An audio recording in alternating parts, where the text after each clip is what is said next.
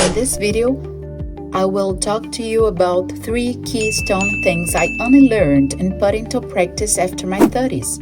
It occurs this learning changed my life in a so great way, I really wish I knew them before. Well, as the old saying affirms, better late than never. I am Rachel and this is The Target. Our channel helps you to be better today than you were yesterday. Number 1, don't spread your life around. Have you ever felt the need to announce your goals to the world? In an innocent and even naive behavior, we tend to share every single detail of our life with family, friends, and sometimes even with people who are not close to us, through social media, for instance. The moment you set your mind on something new, starting a business, getting in shape, writing a book, it feels exciting to share, like the first step in making it real. But what if this very act of sharing is what holds you back from achieving your goals? It was night in 2014. I had worked all day. I had just gotten home from work when I checked the result of the final evaluation of the contest I had taken part of. When I found out I had passed, I couldn't resist. I called everybody from my family and even the neighbors to give the good news. That was so incredible to me that I started sharing how much I would earn in average, how that sounded too much to me. Big mistake. Big. Huge. Many times, this is done with the intention that people celebrate our victories together with us, or under negative circumstances, that people understand our trouble and help us somehow. However, it is essential to understand that there are many aspects of our lives that are to be kept in secret, only for the ones who are actually close to you, such as your spouse, for instance. In some situations, parents and very specific and close friends may also be welcome to the news. Psychology suggests that keeping your plans to yourself can be one of the most powerful tools for success. The need for validation, the false sense of accomplishment that comes from talking about goals, and the influence of external opinions can all work against you. If this video has helped you so far, help us grow this channel and help more people. Just subscribe, click the like button. It is fast, and you have no idea that these 2 simple things help us to get more homes. In 2009, a study published in Psychological Science by Peter Goldwitzer, a professor of psychology at New York University, the study found that when individuals vocalized their intentions, they were less likely to follow through with them. Why? Because sharing goals gives the brain a premature sense of accomplishment. The satisfaction of receiving praise or acknowledgement tricks the brain into feeling as though progress has already been made, without any real work being done. Such phenomenon is known as social reality. Also, when you share your plans, you invite external opinions, both positive and negative. While some encouragement can be motivating, criticism and doubt can be detrimental. Not everyone will see your vision the way you do, and unsolicited advice or skepticism can create self-doubt, leading you to question whether your goal is worth pursuing or not. Thinking about some of the most successful individuals in history, many of them worked silently behind the scenes before revealing their accomplishments to the world.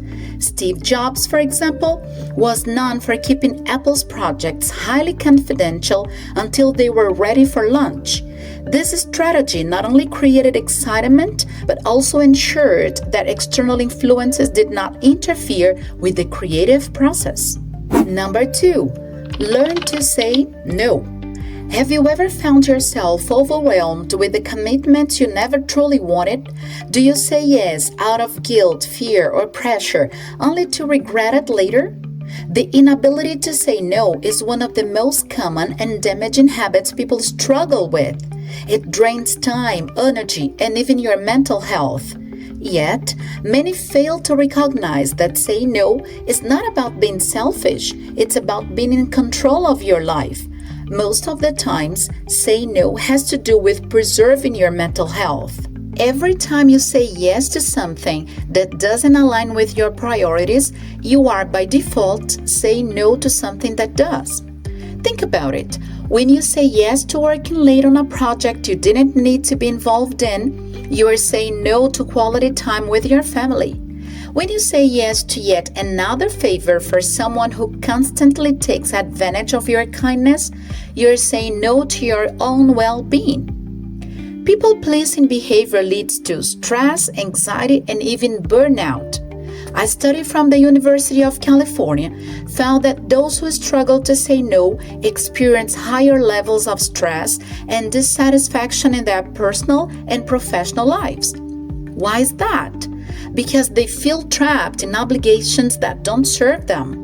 And worst of all, they allow others to dictate their priorities. The difficulty of saying no stems from deep-rooted psychological and social factors. Since childhood, many of us have been taught to be agreeable, to avoid confrontation, and to accommodate others. We fear rejection, disappointing people, or being seen as selfish. This conditioning makes no feel like a forbidden word, even when we desperately need to use it. Moreover, modern society glorifies being busy. We wear exhaustion like a badge of honor, believing that the more we take on, the more valuable we become. But in reality, saying yes to everything does not increase our worth. It diminishes our effectiveness and personal happiness. Saying no is one of the most liberating things you can do to yourself. It gives you control over your time, energy, and mental clarity. It allows you to focus on what truly matters without distractions pulling you in multiple directions. Successful individuals understand this well. Focus is about saying no. Great success comes from filtering our distractions and committing only to what truly aligns with one's purpose. When you master the art of saying no, you set boundaries. People learn to respect your time and energy. You prioritize yourself. Your well-being, dreams, and goals take center stage. You eliminate unnecessary stress by avoiding commitments that drain you. Life becomes lighter and more fulfilling. The good news? Saying no is a skill that can be developed. Here are some practical ways to say no without feeling guilty. From my own experience, these 2 keystone behaviors can help you say no without being overwhelmed. Number 1, be direct but polite. There is no need for long-winded excuses. Don't beat around the bush. A simple, I appreciate the offer, but I can't commit to that right now. Enough. You don't owe anyone an elaborate explanation. The more you explain yourself, the more trapped you get. Remember, a no without certainty is a yes with certainty. Number 2, offer an alternative if you believe it is appropriate. If you feel inclined to help but can commit fully, suggest another way. For example, I can't take on this project, but I can recommend someone who might be able to. Say no is a sign of maturity, and you are not able to manage your own life unless you are able to do it. If this is still a barrier for you, we made a complete video only about this topic. You will understand what may lead you to have such difficulty in saying no, and you will see more profound orientation on the topic. We invite you to see it right after this video here. Now, prepare yourself for the 3rd and last life lesson. Number 3, don't idolize people. From politicians and celebrities to athletes and influencers, the world has always been obsessed with idolizing public figures. People build metaphorical shrines for their favorite stars, defending them with unwavering loyalty, often at the cost of their own reasoning. While admiration is in itself not harmful, blind idolization is. When admiration turns into worship, it distorts reality and leads people to overlook critical thinking, self-growth, and the true meaning of life. This phenomenon is not just a harmless cultural trend. It is a psychological and societal issue that can be detrimental to mental well-being, personal development, and collective progress. When people idolize others to an extreme degree, they often lose their personal identity, lose sight of their own values, opinions, and even aspirations. They begin to mimic their idols, adopting their speech patterns, fashion choices, and even beliefs without questioning them. This leads to a loss of individuality, making people mere reflections of those they admire, rather than unique individuals with their own paths. My friend's husband loves soccer, and consequently he is a big fan of a specific team. This is not the problem itself. The point is that throughout the time, he became so fanatic that the results started interfering even in their relationship, in such a way that when his team loses, he gets silent and bad-humored during the rest of the day. He cries in a so desperate way, it seems something devastating occurred to someone really close to him. The more we admire someone, the more our brain justifies their actions, even when they are unethical or harmful, through a blind loyalty. This phenomenon, known as cognitive bias, makes people defend their idols even in the face of clear evidence of wrongdoing. This blind loyalty prevents personal growth and societal progress, as people refuse to hold those in power accountable for their actions. I bet you know someone who defends politics, for instance, as a big blind fan. No matter what the idolized does, no matter how he behaves, there is always an argument to justify that. Comment down here if you know someone like this. Moreover, be always sure that this person is not you. History has shown that the most devastating regimes in the world, dictatorships, authoritarian governments, and oppressive systems, were often fueled by blind loyalty.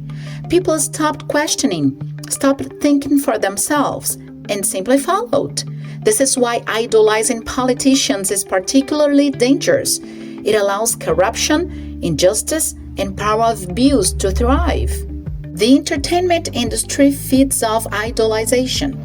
Musicians, actors, and influencers are placed on pedestals, their lifestyles glorified to an unrealistic degree. What is the problem? The audience starts measuring their own worth based on unattainable standards. Social media amplifies this by showcasing a curated, often fake, version of celebrity life, leading people to compare themselves unfairly. This creates low self-esteem and body image issues, increased consumerism, buying unnecessary products endorsed by celebrities just to feel closer to them, and detachment from real-life priorities. Studies have shown that extreme fandom can lead to heightened levels of anxiety and depression. When people invest their emotional energy into someone else's life rather than their own, they feel lost when their idol fails or disappoints them. Then, develop critical thinking. Admiration is fine, but blind devotion is not. Talking about admiration, if you admire the content we bring you in this channel, please don't forget to subscribe and indicate your appreciation in the like button. Always ask yourself, why do I admire this person? Am I idolizing them to an unhealthy extent? Can I separate their good qualities from their flaws? Learning to critically analyze public figures allows for healthy admiration without losing personal judgment. Also, diversify interests and perspectives. As a doer, don't let one person or industry dominate your life. Read different viewpoints, explore new hobbies, and engage with diverse communities. Expanding your worldview prevents tunnel vision caused by idolization. If you aim to be a better person, recall it. 1. Don't spread your life to the world. Make everything in silence, and when the results come, it will be impossible to hide them. Number 2, immediately learn to say no.